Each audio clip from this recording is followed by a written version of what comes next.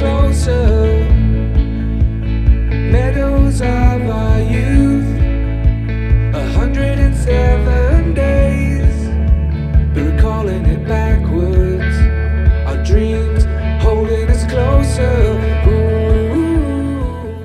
Et coucou, je suis ravie de vous retrouver aujourd'hui dans cette vidéo. Alors je m'excuse d'avance pour ma tête. Voilà, je suis quasi pas maquillée, coiffée et même limite habillée un petit peu en mode coolos comme un dimanche, alors qu'on n'est pas du tout dimanche mais un mercredi. Si vous avez vu mon dernier vlog, voilà, vous savez qu'au moment où je filme aujourd'hui, j'avais pas filmé le jour avant parce que c'était pas un très bon jour. Aujourd'hui c'est coup-ci coup-ça. Mais j'avais quand même envie de filmer un petit peu et de vous partager des petites choses très sympas au niveau plantes. Vous donner des nouvelles en fait de plusieurs boutures, de Bulbitealocasia, etc., etc. Donc ça risque peut-être de prendre un petit peu du temps. Je vais essayer que ça dure pas 3 heures, mais voilà, j'ai plusieurs petites choses à vous montrer. C'est vraiment des petits bonheurs plantes que j'avais envie de partager avec vous et vous expliquer aussi un petit peu ce que je vais faire pour certaines d'entre elles, etc. Donc voilà, j'espère que ça vous plaira. Je vais commencer avec la première petite serre complètement déglingos que voici. Écoutez, tant que ça fait son job, hein, je l'ai déjà dit dans d'autres vidéos, mais tant que ça fait son job. Alors, donc je vais commencer avec ceci. Donc ici, si je ne dis pas de bêtises, c'est des boutures de... je pense que ça c'est le Mango Allusion, je pense. Voilà, je n'ai pas mis des étiquettes Dory. Vous en conviendrez, l'état de la sphène est complètement cracrou. N'est-ce pas? Voilà, hein, ça noircit, ça fait du blanc. Vraiment, là, la sphène, je ne vais plus la réutiliser après. Je réutilise la sphène un maximum de fois, hein, parce que c'est pas très écolo hein, comme substrat. Voilà, on va dire ça comme ça. Donc, voilà, quand j'en achète, je la garde un an et demi, si ce n'est plus, au fait, jusqu'à ce que je vois qu'elle fasse ça. Je vous montrerai après, parce que j'ai mis un Bulbi tout récemment dans de la sphène qui est saine encore, qui provient du même sachet. C'est juste que comme elle a été conservée dans ce sachet là, elle se conserve très bien. Mais voilà, quand on l'utilise 10 millions de fois avec des arrosages, voire même un petit peu peut-être d'engrais ou de choses comme ça, au fur et à mesure, voilà, elle se détériore aussi. Là, je vais changer. Normalement, j'aurais dû faire ça hier et ça aurait été un sujet justement qui aurait dû être intégré dans le précédent vlog que vous avez sans doute déjà vu. Si ce n'est pas le cas, je vous le mets là. Mais voilà, on ne fait pas toujours ce qu'on veut. Mauvais jour égale repos. Et puis voilà. Donc... pour ces petits syngoniums là, ben sinon vous voyez, ils ont bien repris toutes ces boutures, bulbies, etc. C'est des plantes dont je m'étais absolument pas occupée, comme toutes mes plantes d'intérieur d'ailleurs cet hiver, pour cause de choses personnelles, des choses qui sont arrivées, des choses à mettre en place. Encore là... j'ai pas mal de choses à gérer en ce moment de toutes parts, donc c'est un peu compliqué de suivre les entretiens des plantes, mais clairement l'hiver dernier, j'avais rien fait, c'était une cata, mais ça a super bien repris malgré tout, malgré le fait que j'ai été une mauvaise plant mom, comme on dit, hein, durant cet hiver. Vous allez voir qu'il y a vraiment de très belles surprises, dont ces deux petits sagos qui sont toujours là et qui poussent. Soit je vais encore les laisser dans de la sphène mais neuve, soit je les passerai directement en terreau. Je continue avec cette bouture de Monstera Adansonii qui va très bien. On voit quelques petites racines ici tout autour. Elle prépare encore une nouvelle, mais mini feuille ici. Bon, en même temps, elles sont dans des boîtes, hein, donc elles n'ont vraiment pas beaucoup de lumière du tout. Les petites boutures comme ceci, je les remettrai avec mon Monstera Adansonii de base. D'ailleurs, ça vient, c'est des petits tronçons, etc. qui viennent. Donc ça, c'est la tête. Et là, il y a des petits tronçons. Il y en a un qui a pris. Je remettrai avec le mien. Comme ça, voilà, ça fera une plante un petit peu plus étoffée. Ensuite, on a ici une Maranta Kerkoveana. Vous voyez aussi l'état de la sphaigne, complètement noire.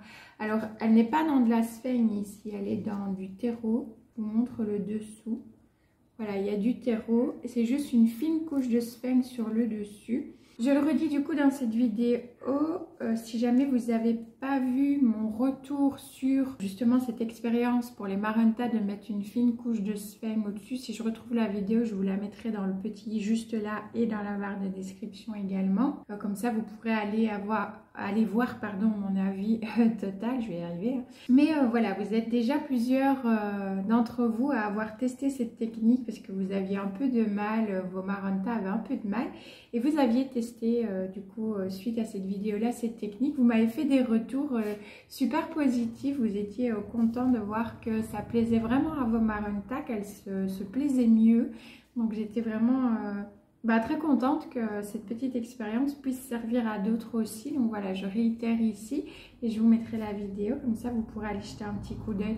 Ça permet en fait de juste garder une petite humidité légère sans être détrempé au pied. Vous pouvez venir avec un petit pchut-pchut, un petit pulvérisateur, réhumidifier juste la sphaigne si votre substrat lui n'a pas besoin d'être arrosé, parce que la sphaigne elle à l'air libre elle va sécher très vite.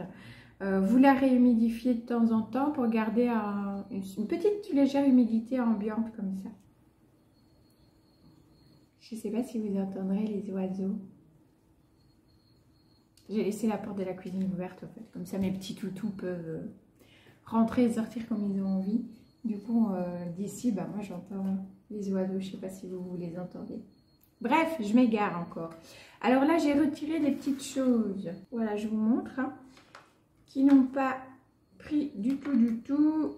Donc ça servait à rien de laisser. Et pour le reste, donc on a c'était des potos principalement. Un petit Monstera Adansonii que voici.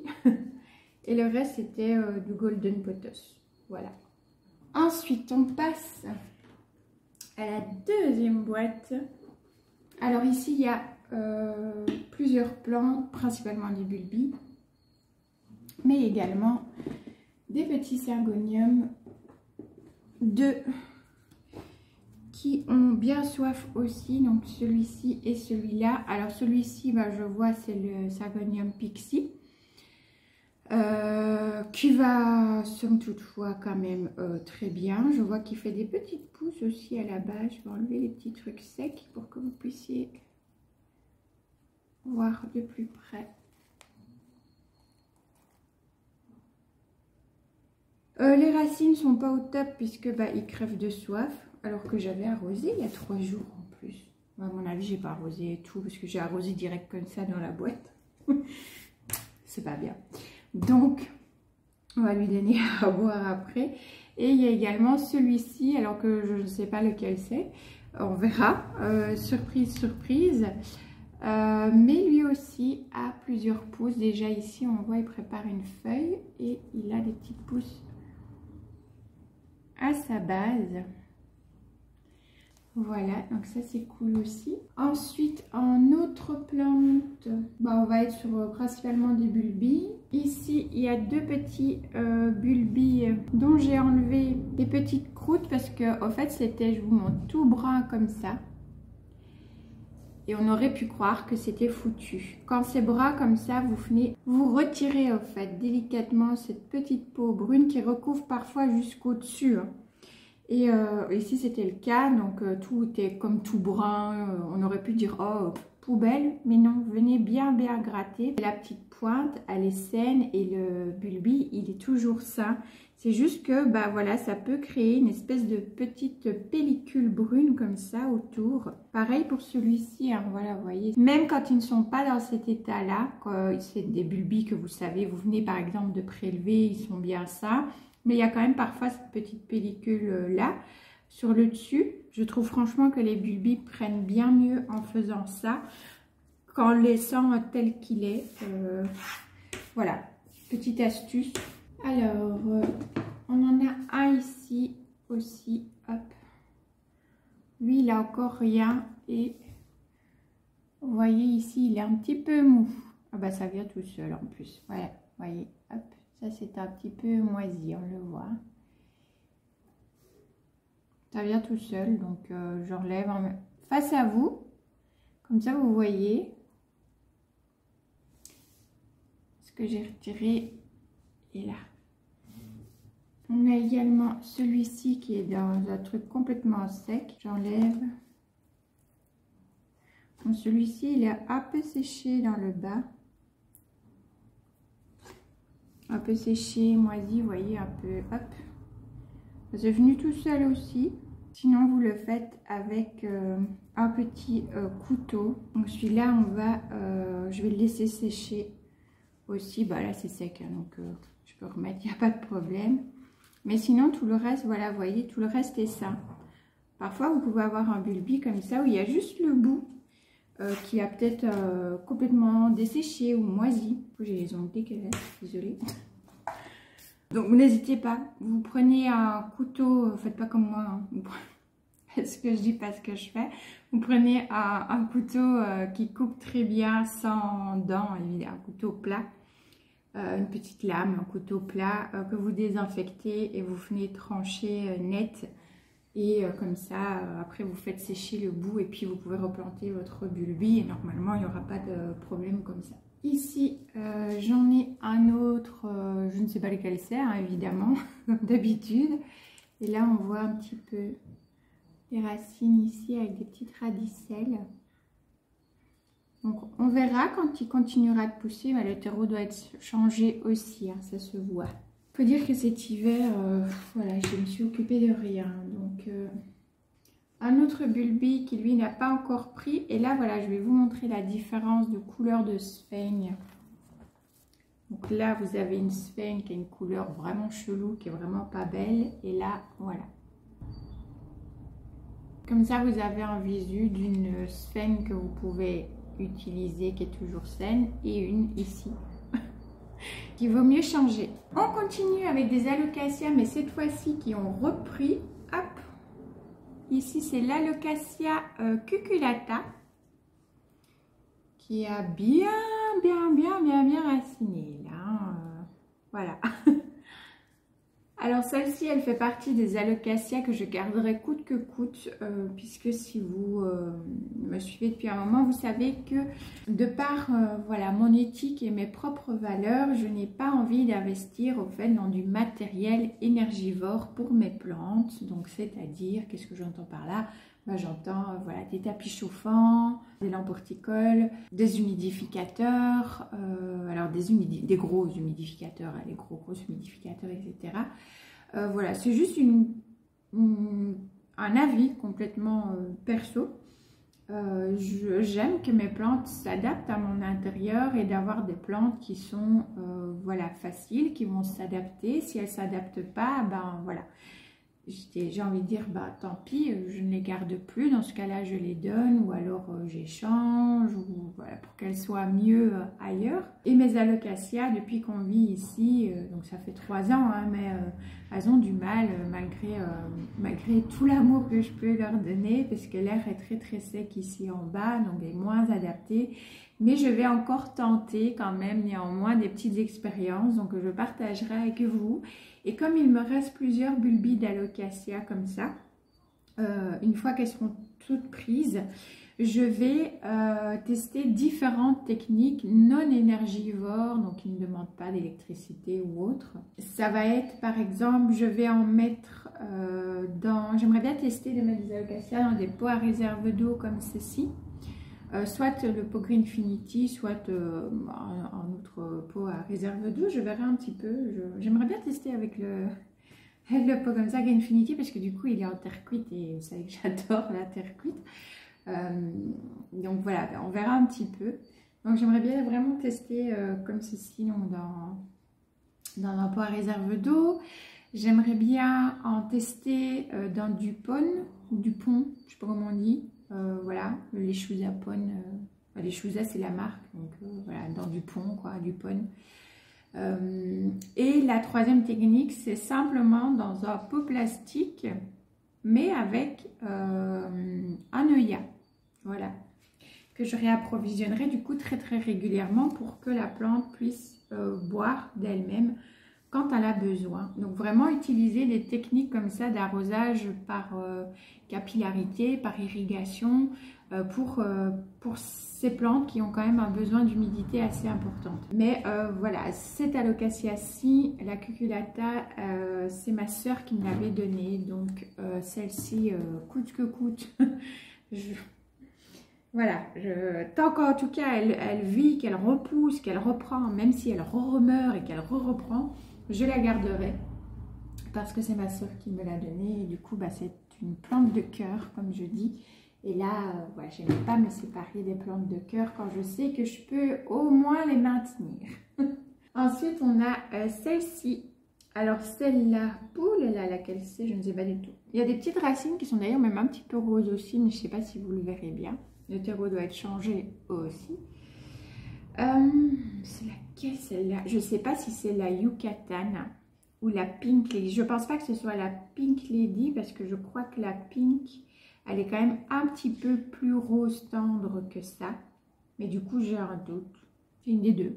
Je ne sais plus. Donc voilà. Je verrai quand j'ai les autres qui reprendront parce que je dois avoir une Yucatan dans le lot. Si elle est toujours en vie, si elle ne fait pas partie des bulbis que j'avais jetés, mais je ne pense pas. Ah oui, j'ai oublié de vous dire, celle-ci, la nouvelle que j'ai mise, c'est l'alocasia brancifoliea. Donc c'est celle qui a les feuilles complètement découpées, qui pareil cet hiver m'a dit bye bye. Voilà. Enfin, bulbi est toujours là, donc rien n'est perdu. Mais voilà, celle-ci, du coup, j'ai un doute. Je ne sais plus. On verra.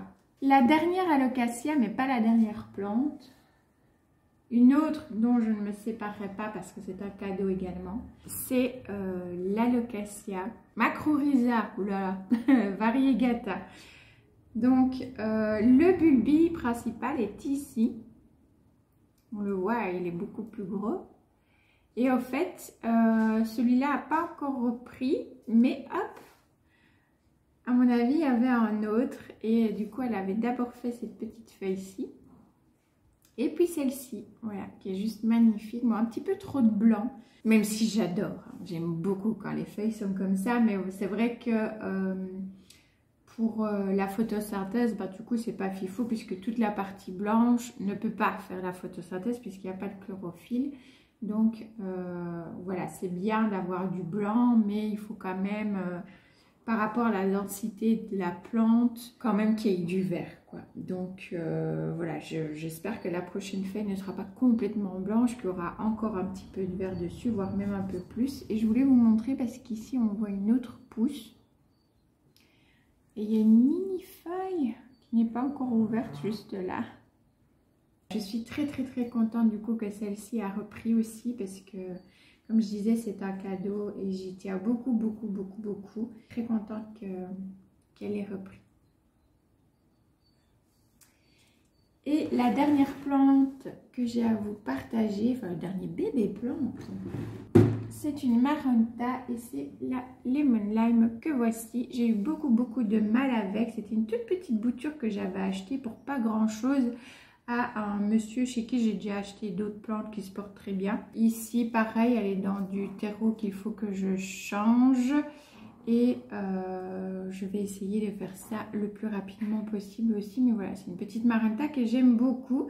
Mais qui, comme elle est petite, dès que je la sors, voilà, elle a un peu de mal. Donc, je la laisse dans la petite boîte en ce moment. Là, voilà, je vais rapporter un nouveau substrat pour certaines d'autres de la nouvelle sphène, etc.